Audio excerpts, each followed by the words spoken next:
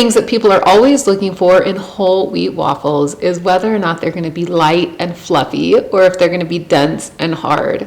Well, it took me a lot of years, but I think I have perfected a recipe that you are going to love.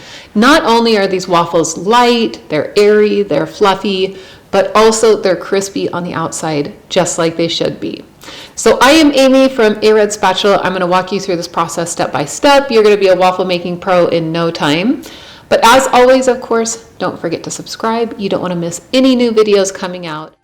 Okay, so this recipe is 100% whole wheat flour, and I like to use a blend of white wheat flour, which is a high protein flour, and whole wheat pastry flour, which is a lower protein whole wheat flour. The blend of the two, I think, makes a perfect waffle. So you mix all the dry ingredients together, set them aside, and then we're going to separate out our eggs.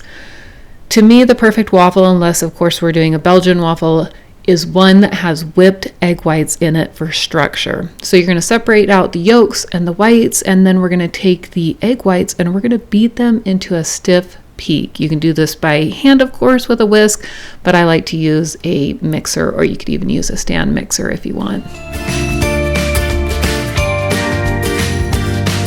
Okay, and once the egg whites are done, what we're going to do is we're going to start combining everything. So we take our egg yolks, we're going to mix that together with the buttermilk. You can do this all by hand. You don't need the mixer for this. I mean, you can use the mixer, but you don't need to. Mix that, then we're going to add in our dry ingredients. Now, once the dry ingredients are in, we only want to mix this just until it's combined. You can see there's some lumps in there. That's not a big deal at all. Don't stress about that. Then once the dry ingredients are incorporated, we're going to add in our melted butter. Mix that in just like we did the dry ingredients, so don't overdo it. That's where you get tough waffles, is when you over mix it. This is really important, especially with whole wheat flours. Then once the butter is mixed in, we're going to fold in our egg whites. Now with this, you want to be careful because you want to maintain the structure of the beaten egg whites. If you mix this too much, it's going to deflate that foam that you've got. And so we're just going to mix this in carefully.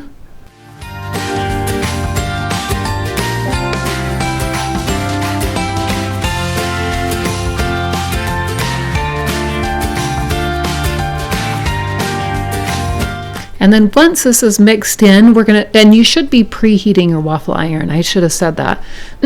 These waffles come together very quickly, so make sure you have your iron already heated.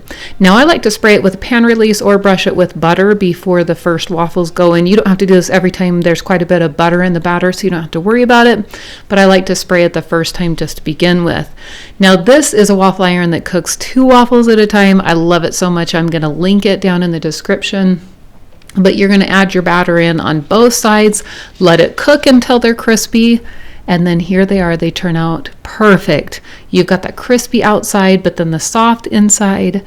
And of course, you can top your waffles any way that you like. I love this traditional, plenty of butter. As you can see, I should be embarrassed by this, but I love a lot of butter, pure maple syrup, and then just enjoy them any way that you want to. You can even freeze these, save them for later, heat them up when you want to.